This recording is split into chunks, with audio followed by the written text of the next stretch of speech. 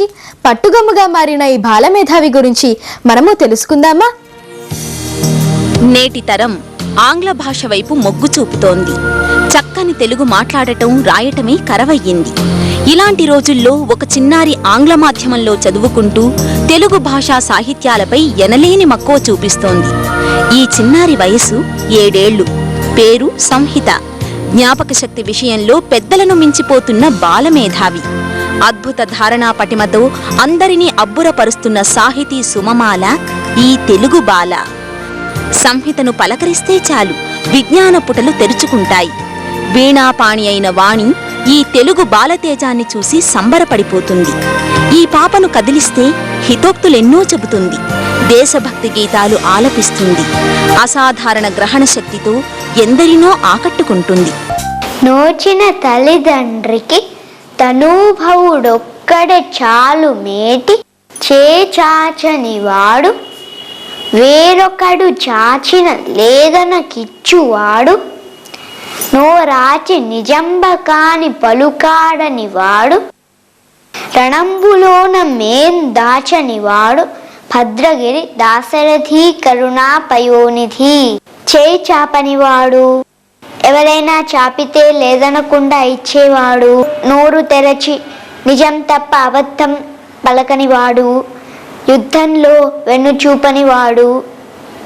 అదృష్టవంతులైన తల్లిదండ్రులకి ఇలాంటి కొడుకు ఒక్కడు చాలు. తేనెలొలికే తెలుగు భాష తీయందనాన్ని రుచి చూపించే శతక పద్యాల్ని, చాటువుల్ని అనర్గళంగా వల్లిస్తుంది. సిరిగల వానికి చెల్లును తరుణుల 16,000 దగ పెండ్లాడన్, తిరిపమున కిద్దరాండ్రా పరమేశ గంగ విడుము పార్వతి చాలున్. శివుడద్రిని శయనించుట రవిచంద్రులు మెంటనుంట, రాజీవాక్షుండ విరళముగా శేషునిపై బవళించుట నల్లి బాధపడలేక సుమీ. సంహిత హైదరాబాద్ మోతీనగర్లో 3వ తరగతి చదువుతోంది. తండ్రి ఎల్ఎన్ కాశీ భట్ట, సాఫ్ట్వేర్ ఉద్యోగి, తెలుగు భాషాభిమాని. సంహిత పిన్న వయస్సులోనే అపారమైన పఠనాశక్తిని, ధారణాశక్తిని ప్రదర్శించటం తండ్రి గమనించాడు, ప్రోత్సహించాడు.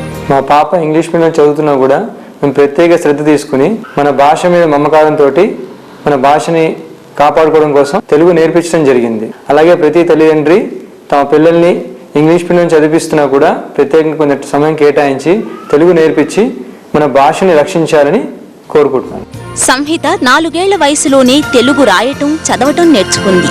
తెలుగులో ప్రతిభను చాటుతున్న ఈ చిన్నారి తెలుగు విశ్వవిద్యాలయం మాజీ ఉపాధ్యక్షురాలు డాక్టర్ ఆవుల మంజులత ప్రశంసలు పొందింది. అవార్డును అందుకుంది. 4వ ఏట ప్రవేశించేసరికి అనేక శతక పద్యాలు, చాటువుల్ని కంఠస్థం చేసింది. తెలుగు జాతీయాల్ని, సామెతల్ని వల్లించటం నేర్చుకుంది.